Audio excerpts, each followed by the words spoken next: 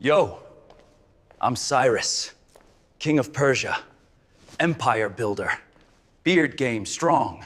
I freed Israel, sent them back home, funded the rebuild. Big legacy vibes. Isaiah said I'd be anointed. Didn't even believe in Yahweh when he wrote that. So tell me why one of my scribes comes running in like, Your Majesty, the Hebrew scrolls mention your NAME. I'm like, from where? They said Isaiah.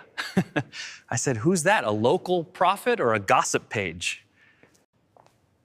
Bro, this thing says, Cyrus will rebuild Jerusalem. He doesn't even know me. Y'all, that was written over a century ago. I wasn't even born. My dad wasn't born. You ever find out you were part of a prophecy and didn't even know you were in the story? Babylon's officially under new management. Cyrus the Great, CEO of Chosen Victories. They had idol rooms. I had Isaiah 45. Turns out, woo! I was predicted. I'm not even Jewish. But their God keeps clearing a path for me. That's wild. God told me, their God, to set his people free. I said, bet.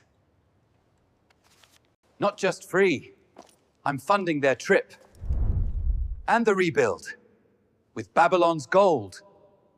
You ever have power, but feel used by something higher? Like, this wasn't just politics. Persia gets Babylon. Israel gets their temple.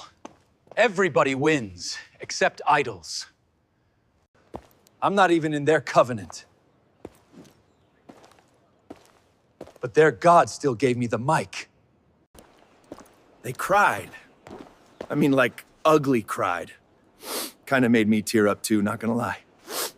You ever wonder if your biggest victory is just step one in someone else's freedom? Fast forward to today. Persia and Israel again. Missiles flying. I didn't free them just for y'all to restart the exile. This ain't prophecy, this is pettiness. Maybe the future isn't about sides. Maybe it's about who still listens.